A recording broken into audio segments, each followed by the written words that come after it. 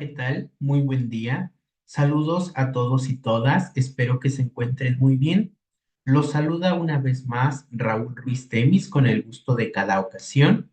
El día de hoy para adicionar un nuevo tema a la sección de 10 minutos de café psicoanalítico en el marco de la próxima apertura de la certificación de psicoterapia y clínica con parejas y familias. Me gustaría revisar con ustedes como elemento introductorio el amor en la obra freudiana.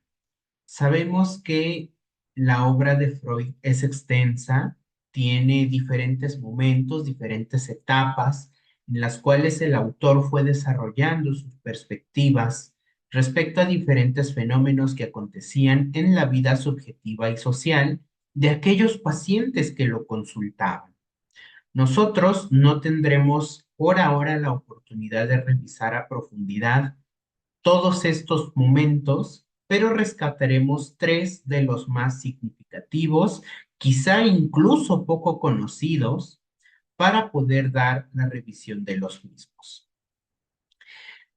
Comenzando entonces con hacer algunas precisiones, el tema del amor en Freud va a formar parte de una vasta serie de equivalentes, es decir, que se va a poder entender de diferentes formas, como necesidad de amor, exigencia del mismo, capacidad o incapacidad para amar, la elección de objeto amoroso, las condiciones para que suceda el amor, la pérdida del mismo o la decepción ante el amor. Toda esta vasta manera de entender al proceso amoroso nos remiten precisamente a las relaciones amorosas, que por supuesto estarán primordialmente orientadas en tres escenarios: la potencia, la elección y la falta. Claro que pues puede haber muchas otras excepciones y acepciones, más, como les mencionaba hace unos minutos, no podremos abarcar la complejidad de la obra en estos 10 minutos aproximadamente. Únicamente nos focalizaremos en aquellos elementos más significativos. Comenzando entonces rescatando las nociones que nos comparte en tres ensayos para una teoría sexual, 1905, un texto muy recurrente que podríamos considerar básico de la disciplina psicoanalítica. Aquí Freud nos va a ir planteando algunas pautaciones que se formalizarán con el devenir de su obra o que bien se modificarán respecto al giro que tomará su apreciación teórica y por supuesto clínica. Se establecen las bases que dictan que el miedo de los niños no es sino la expresión del hecho de que les falta la persona amada. Y, por supuesto, esta persona amada será la madre. Claro que en aquellos momentos madre y mamá eran equiparables, eran lo mismo, pero fue a partir de la obra lacaniana que se empezó a entender que la función de madre no necesariamente la haría la mamá, sino que podría tener otras figuras y por lo tanto sería el término madre designado a aquel o aquella que fungiera como cuidador primario.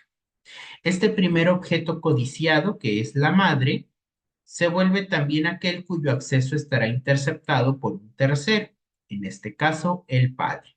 Y lo mismo, ahí en 1905, padre y papá eran lo mismo, con el devenir lacaniano en la teoría psicoanalítica, sabemos que el padre es entonces la figura secundaria que sostiene las legalidades que transmite la madre. Por supuesto, instaura las legalidades edípicas que insertan al sujeto en la cultura. La interdicción edípica en este texto de 1905 será el obstáculo a la pulsión y por lo tanto pasa a ser causa del deseo y comienza la relación con el amor, es decir, el otro. A partir de la interdicción paterna, el niño, potencial sujeto en crecimiento, podrá circular socialmente para ir en búsqueda de sus respectivos objetos de amor. Es el padre quien da su verdadera dimensión al amor en tanto dimensión deseante e idealizante. Claro que el proceso de elección, enamoramiento, engolfamiento y colmamiento con el objeto amoroso serán vicisitudes diferentes según aquel o aquella con quien el sujeto decida crear vínculo. Por el momento lo dejaremos únicamente como una nota al pie de página. Aquí, en este primer texto freudiano, el elemento decisivo del amor va más allá de la ambivalencia afectiva que se juega entre amor y odio. Es centrar en una dialéctica entre el amar y el ser amado, sujeto activo u objeto pasivo respecto al proceso de amor, relación que va a enlazar a dos sujetos que se hacen objeto el uno para el otro, que evidentemente es una toma de objeto en tanto el sujeto que el otro representa para mí y yo para él. Después, un segundo texto freudiano que también nos va a hablar respecto al amor son las pulsiones y sus destinos, un texto que se publica entre 1914 y 1915, donde ahí Freud nos va a decir que la más adecuada utilización de la palabra amar se encuentra en la relación del yo con su objeto sexual, un poco siguiendo la lógica que ya se había instaurado una década anterior. Aquí algo importante que él asienta es que si el amor implica al yo y al objeto, convocará entonces también al narcisismo, constructo que se iba también cocinando en las contemporaneidades de ese momento y que es un texto también que está un poco más socializado, que es Introducción al Narcisismo. Aquí van a aparecer las acepciones a dos términos, que es incorporación o devoración, que constituirán en sí mismas una forma de amar, una forma de hacer del objeto algo propio. Esto pues evidentemente con algunas cargas agresivas que puedan estar implicadas en el vínculo que se juega entre dos personas.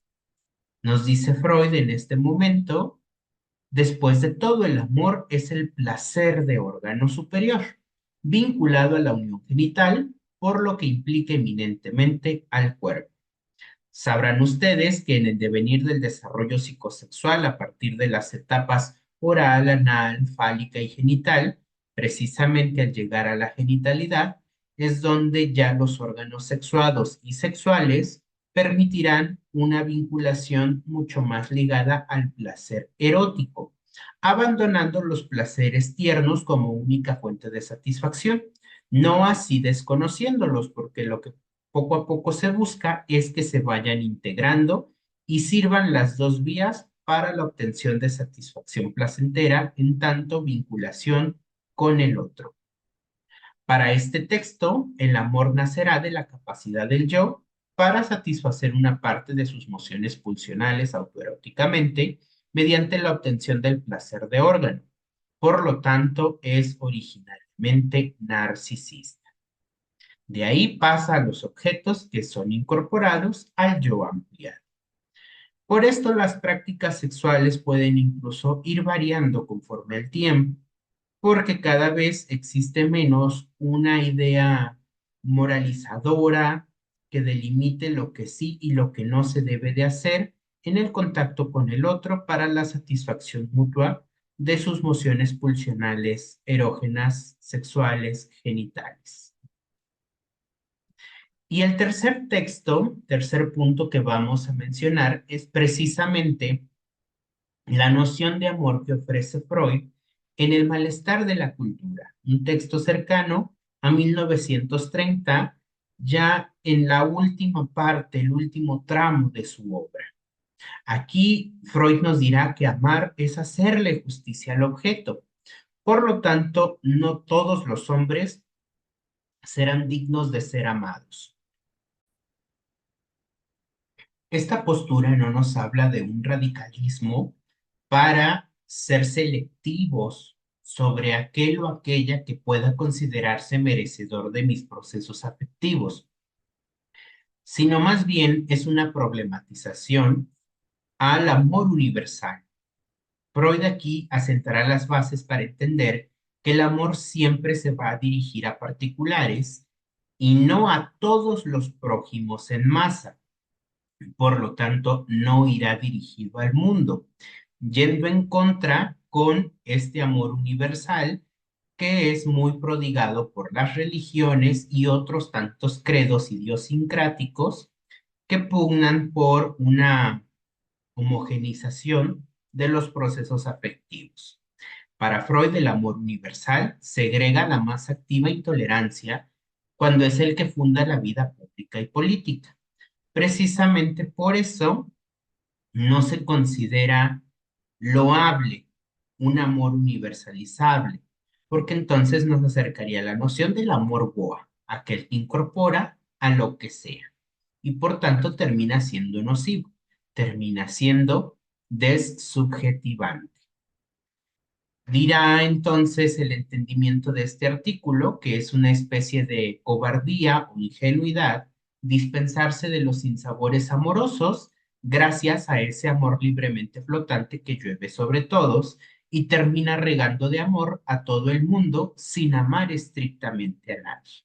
Muchas veces este amor universal es una defensa, es una racionalización, incluso un intento de vincular espuriamente el sujeto a los otros, precisamente porque no tiene la fortaleza yoica que requiere el proceso de amor, por ser intempestivo, por involucrar al narcisismo, por revelar y confrontar muy probablemente con las faltas y evidenciar los límites que se tienen respecto al otro en tanto otro.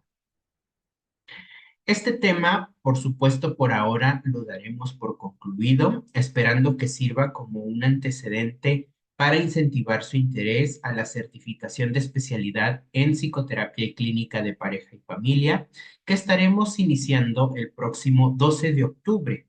La oferta será sabatina en esta ocasión y tendré el gusto de coordinarla para compartir con ustedes escenario de formación y conocer las diferencias y puntos de encuentro entre las propuestas del psicoanálisis clásico y el psicoanálisis vincular. Una propuesta novedosa que tiene cerca de 4, quizá máximo 5 décadas, que está presente y que viene siendo importante en la atención de parejas, familias y grupos. Estaremos revisando las nociones fundamentales del psicoanálisis vincular, los motivos de consulta que llevan a pareja y a familia a solicitar tratamientos psicoanalíticos, entre muchos otros aspectos subjetivantes y de potencial desubjetivantes en tanto a vínculos refiere. La referencia del tema que revisamos brevemente el día de hoy es la que ven en pantalla. El libro se llama La pareja inconsciente, amor freudiano y pasión postcortés, de Paula Orentazón, editado por la editorial Nueva Visión, publicado en 2006. Por ahora es todo de mi parte. Se despide con gusto Raúl Ruiz Temis, deseándoles un excelente día y esperando verlos muy pronto en el aula virtual dentro del marco de esta certificación. Cuídense mucho, que estén muy bien y hasta luego.